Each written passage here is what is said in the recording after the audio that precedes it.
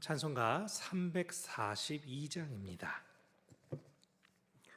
찬송가 342장입니다. 너 시험을 당해 죄 짓지 말고 너 용기를 다해 곧 물리치라.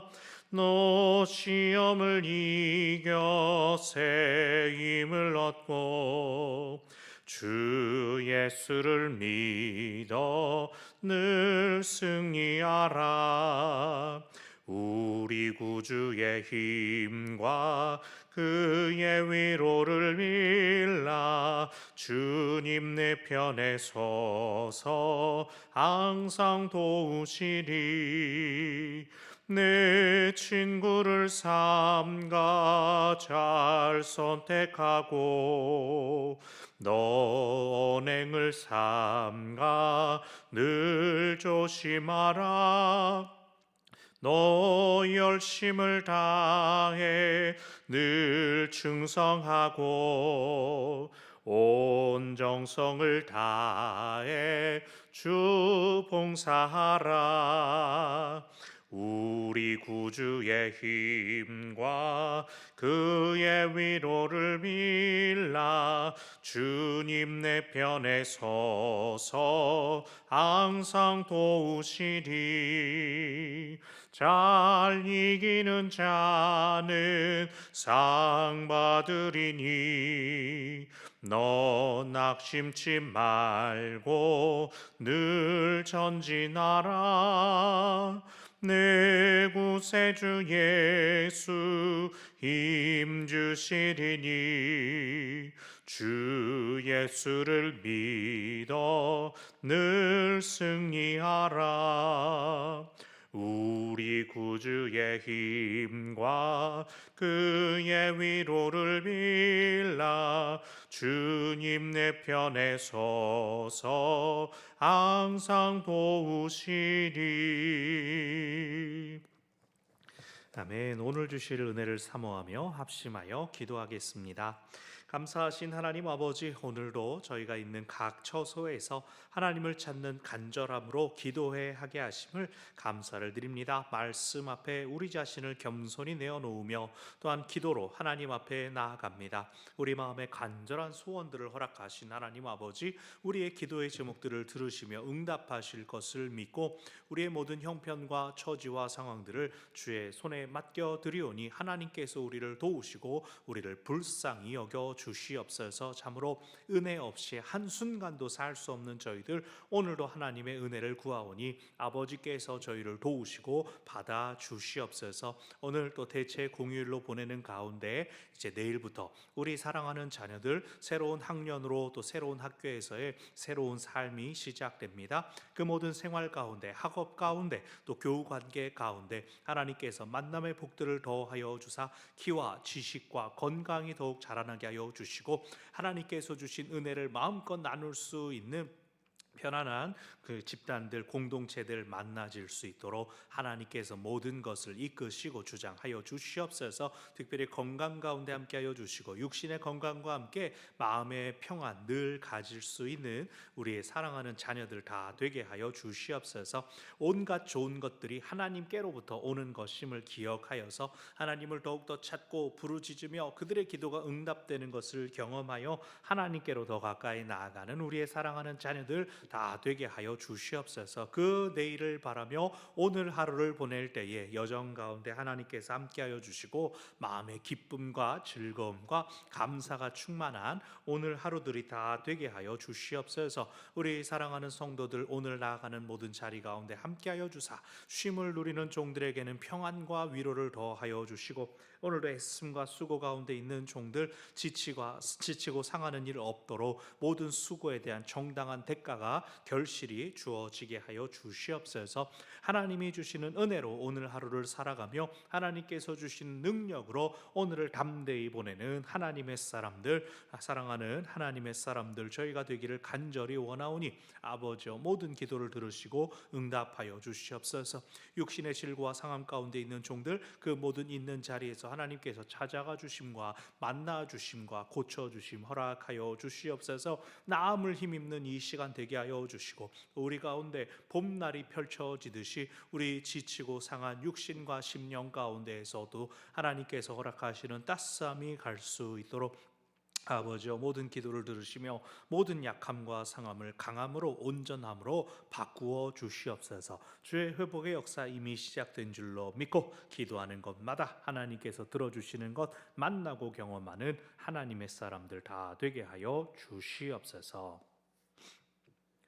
고맙고 감사하신 하나님 아버지, 오늘 이 아침에도 우리 각 처소에서 하나님을 향한 간절함으로 예배하게 하시니 고맙고 감사합니다. 어떤 상황 어떤 자리에 있든지 우리의 기도를 들으시며 우리를 잘 아시는 하나님께서 우리 가운데 선하신 뜻 응답하여 주시옵소서. 알려주시고 보여주시고 주께서 인도하시는 그 길 믿음으로 담대함으로 나아가는 하나님의 사람들 저희들이 다 되게 하여 주시옵소서. 오늘도 말씀 가운데 우리를 새롭게 하시는 은혜 주실 것을 믿으며 기도를 들어주심을 감사드리며 예수님의 이름으로 기도합니다. 아멘. 오늘 요한복음 9장 13절부터 23절까지의 말씀입니다. 요한복음 9장 13절부터 23절까지의 말씀입니다. 하나님의 말씀을 함께 읽습니다. 그들이 전에 맹인이었던 사람을 데리고 바리새인들에게 갔더라. 예수께서 진흙을 이겨 눈을 뜨게 하신 날은 안식일이라. 그러므로 바리새인들도 그가 어떻게 보게 되었는지를 물으니 이르되 그 사람이 진흙을 내 눈에 바르매 내가 씻고 보나이다 하니, 바리새인 중에 어떤 사람은 말하되 이 사람이 안식일을 지키지 아니하니 하나님께로부터 온 자가 아니라 하며, 어떤 사람은 말하되 죄인으로서 어떻게 이러한 표적을 행하겠느냐 하여 그들 중에 분쟁이 있었더니, 이에 맹인 되었던 자에게 다시 묻되 그 사람이 네 눈을 뜨게 하였으니 너는 그를 어떠한 사람이라 하느냐. 대답하되 선지자니이다 하니, 유대인들이 그가 맹인으로 있다가 보게 된 것을 믿지 아니하고 그 부모를 불러 묻되 이는 너희 말에 맹인으로 났다 하는 너희 아들이냐? 그러면 지금은 어떻게 해서 보느냐? 그 부모가 대답하여 이르되 이 사람이 우리 아들인 것과 맹인으로 난 것을 아나이다. 그러나 지금 어떻게 해서 보는지 또는 누가 그 눈을 뜨게 하였는지 우리는 알지 못하나이다. 그에게 물어보소서. 그가 장성하였으니 자기 일을 말하리이다. 그 부모가 이렇게 말한 것은 이미 유대인들이 누구든지 예수를 그리스도로 시인하는 자는 출교하기로 결의하였으므로 그들을 무서워함이로라. 이러므로 그 부모가 말하기를 그가 장성하였으니 그에게 물어보소서 하였더라. 아멘. 어제 본문에 이어서 이제 3월에 1일에 본문이 나오고 또 그것을 새벽 본문을 주일날 나누고 또 오늘 바로 이어지는 13절부터의 말씀입니다. 예수님께서 실로암에 가서 씻으라 라고 하며 눈에 지등을 발라주셨던 그 사람이 그곳에서 씻고 눈이 밝아져서 돌아왔습니다. 근데 눈을 감고 있는 상태에서 보냄을 받고 실로암에서 눈을 뜨고 자기가 있던 자리에 어떻게 찾아왔는지 모르겠고 당연히 예수님이 어떻게 생겼는지 어떻게 했는지 알 수 없었겠죠. 그래서 이 사람은 눈이 밝아져서 돌아오게 되고 그것을 다른 사람들이 보지 않았습니까? 이거 전에 앞에 못 보고 구걸하던 사람이었는데 닮은 사람 아닌가? 라고 했다가 자기가 인정했습니다. 예수라 하는 사람이 내게 진흙을 바르고 가서 씻으라 해서 시키는 대로 했더니 내가 보게 되었습니다. 자, 이제 이 사람이 맹인이었다가 다시 보게 되었다는 사실이 명확해졌죠. 그랬을 때에 오늘 본문 13절에서 이 사람의 정체성이 어떻게 바뀌었습니까? 전에 맹인이었던 사람입니다. 놀라운 변화 아닙니까? 나면서부터 맹인이었던 사람, 나면서부터 앞을 볼 수 없었던 시각장애인이 예수님께서 고쳐주심으로 인하여 전에 맹인이었던 사람이 되었습니다. 사실은 이것이 우리 믿는 사람들 모두에게 이루어진 놀라운 변화입니다. 전에 죄인이었던 사람, 전에 죽을 수밖에 없었던 사람인 우리가 예수님을 만나고 예수님을 믿음으로써 영생을 받아 누리는 사람들이 되지 않았습니까? 예수님 안에 변화된 정체성을 기억하시기를 바랍니다. 주님은 우리를 새롭게 하시는 사람입니다. 앞으로 새롭게 하시겠지라고 하는 기대가 나의 건강과 나의 부유함, 물질에 대한 것들에만 매여 있지는 않습니까? 주님을 통하여 우리는 이미 새롭게 되었습니다. 우리의 새로운 정체성, 죽음에서 생명으로 옮겨진, 죄인에서 의인으로 옮겨진 우리의 정체성을 기억해야 하겠습니다. 자, 이제 새로운 정체성 가운데 유대인들이 이 사람을 데리고 바리새인들에게 갔습니다. 그러니까 앞에 나오는 유대인은 무리들, 군중들이었지만 바리새인들은 좀 더 지도자, 상위 클래스라고 할 수가 있죠. 자, 그러면서 왜 이렇게 데려갔느냐? 문제가 되는 것은 14절입니다. 예수께서 진흙을 이겨 눈을 뜨게 하신 날은 안식일이라. 예수님이 꼭 일부러 그러시는 것처럼 베데스다 연못에서도 안식일에 사람을 고쳐주셨는데 오늘 여기서도 안식일에 눈을 뜨게 하셨다. 이것은 예수님이 의도적으로 그렇게 안식일만 골라가지고 다른 날은 꼭 참았다가 하시는 것이 아니라 참된 안식이 어디서부터 오느냐라는 질문을 던지는 것이죠. 맹인이었던 사람, 장애를 가지고 있었고 구걸하고 있었기 때문에 하나님에 대해서, 창조 사역에 대해서 알고 있었지만 그에게는 안식일이 참된 안식을 주는 날이 아니었을 겁니다. 오히려 안식일에 성전을 찾는 사람들을 위해, 그 사람들을 통해 구걸 더 많이 하는 날, 그것에 불과했겠죠. 그러나 이제 눈을 뜨게 되었습니다. 안식일에 회복된 것은 참으로 놀라운 은혜죠. 그리고 여러분 어제 기억나십니까? 예수님께서 눈에 진흙을 바르신 것은 하나님께서 진흙으로 사람을 빚으셨던 창조의 역사를 상기하게 하는 것이었습니다. 이 사람은 안식일에 눈을 뜸으로써 창세기 1장에 나오는 하나님의 창조 역사를 자기 몸에서 경험한 것이죠. 정말로 놀라운 일입니다. 그러므로 15절 바리새인들도 그가 어떻게 보게 되었는지를 물었다. 그랬을 때 이 사람은 자기가 경험한 대로 9장 11절과 똑같은 얘기를 합니다. 그 사람이 진흙을 내 눈에 발랐다. 내가 씻고 보게 되었다. 눈을 감고 있었으니 그 앞에 어떤 일이 일어나는지 모르고 단지 내가 경험한 것은 그가 내 눈에 진흙을 바르고 씻으라 하길래 가서 씻었습니다. 씻었더니 보이네요. 경험한 그대로를 합니다. 그랬더니 이제 바리새인들 간에 논쟁이 벌어졌습니다. 바리새인 중에 어떤 사람은 말하되 이 사람 예수님이죠. 안식일을 지키지 아니하니 하나님께로부터 온 자가 아니다. 안식일에 금지된 것은 무엇입니까? 어떤 사람이 자기가 일을 하는 것도 안 되고 다른 사람에게 일을 시켜서도 안 됩니다. 그런데 예수님 뭐 하셨습니까?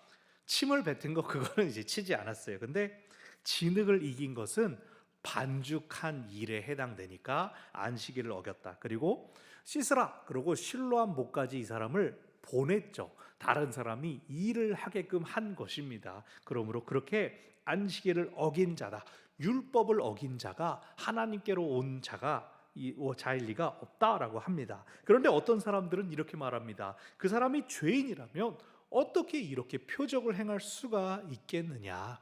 바리새인 중에서도 공의회 회원들 중에서도 니고데모 같은 사람이 있지 않았습니까?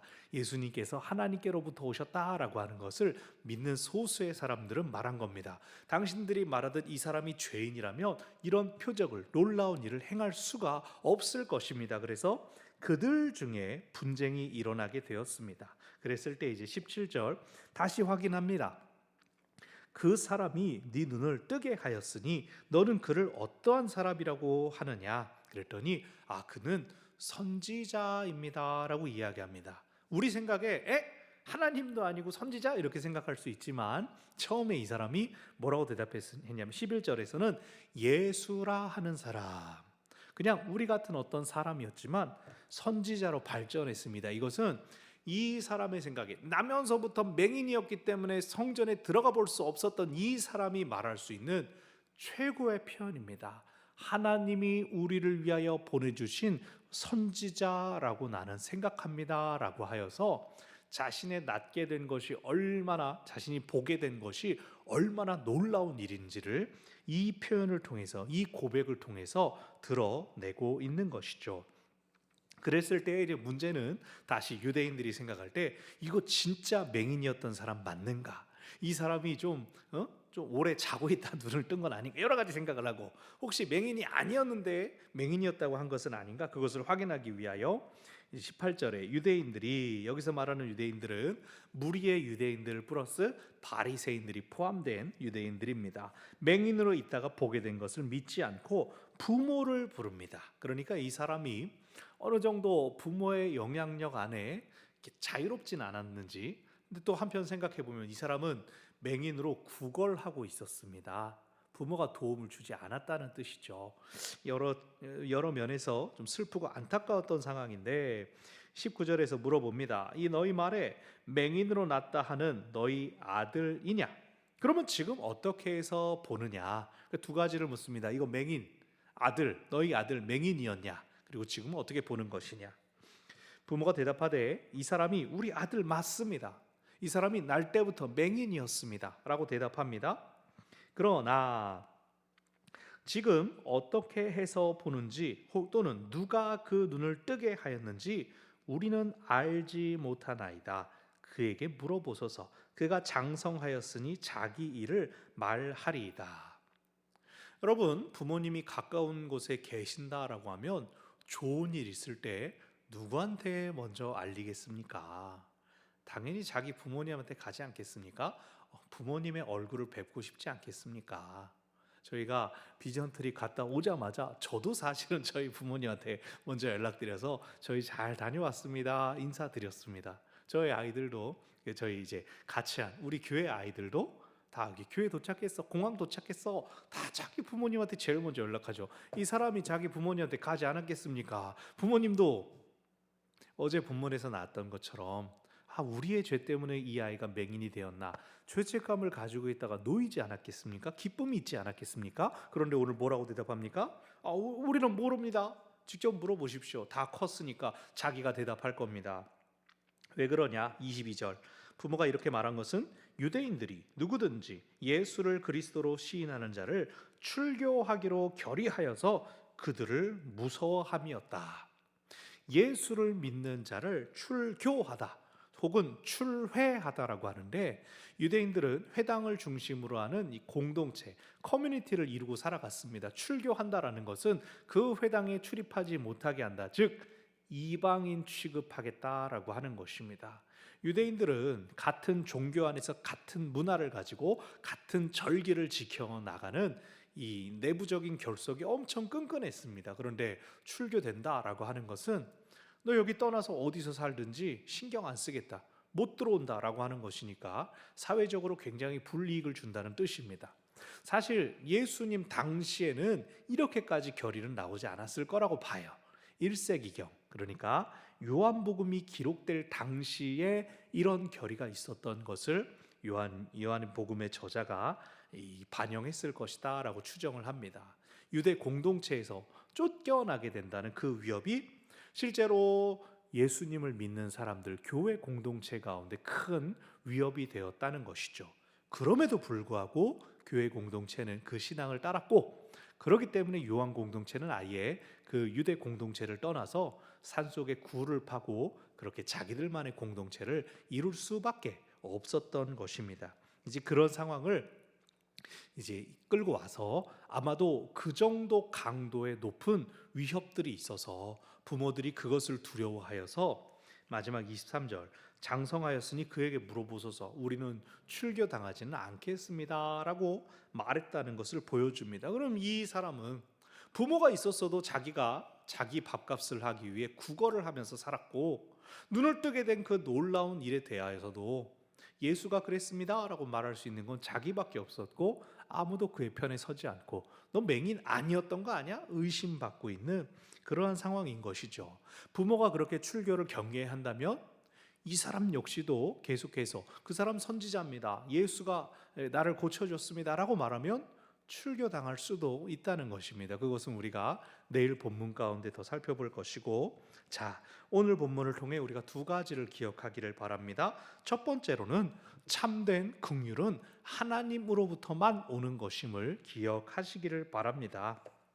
우리를 참으로 긍휼, 불쌍히 여기시는 분은 오직 하나님밖에 없다는 것입니다. 우리는 어떻게 합니까? 세상적인 관점에서 세상적인 기준에 나를 맞춰야 내가 세상적인 불쌍함을 이길 수가 있지라고 생각하여서 사람의 관심을 구합니다. 다른 사람들한테 나의 사정을 말하면서 내가 좀 어떻게 살림이 펴기를, 나의 환경이 나아지기를, 좋은 병원을 소개받고 좋은 의사를 추천받기를 원합니다. 때로는 그것이 필요할 수 있습니다. 그러나 수단을 안내받는 것이 되어야지 내 이 사정을 알면 이 사람이 나를 좀 불쌍히 여겨줄까 하는 사람을 향한 기대는 내려 놓으시기를 바랍니다. 오직 하나님만이 참으로 우리를 불쌍히 여기시고 참으로 우리를 구원하실 수 있습니다. 오늘 본문에 보십시오. 나면서부터 맹인이었던 사람이 부모가 그 안타까움을 가지고 있었을 것인데, 그리고 회복됐을 때 당연히 부모가 제일 기뻐했을 것인데, 공동체가 더 무서우니까 자기 아들 불쌍히 여기는 것을 숨겨버리지 않습니까? 모른 척합니다. 아이 다 컸는데 직접 물어보세요.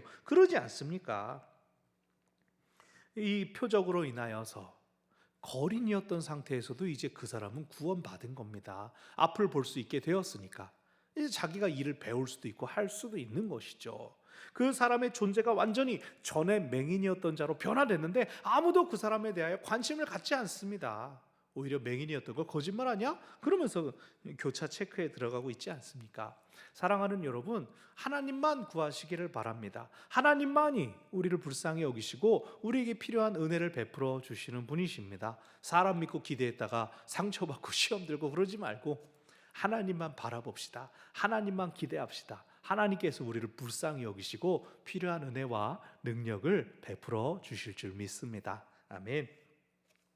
두 번째로 기억할 것은 진리를 두려워하는 우리 모두가 되기를 바랍니다. 사람을 통해서 영광 받기 원해서 사람들이 자기의 이름과 자기의 지식과 또 율법들을 강조하고 있습니다. 그런데 하나님께서 어떻게 하셨습니까? 하나님께서는 이 사람을 나면서부터 맹인으로 지으셨지만 예수님을 만난 때에 그의 앞을 못 보는 문제를 해결해 주셨습니다. 그것을 통하여 하나님께 영광 돌리게끔 하나님이 이 사람을 사용해 주셨습니다.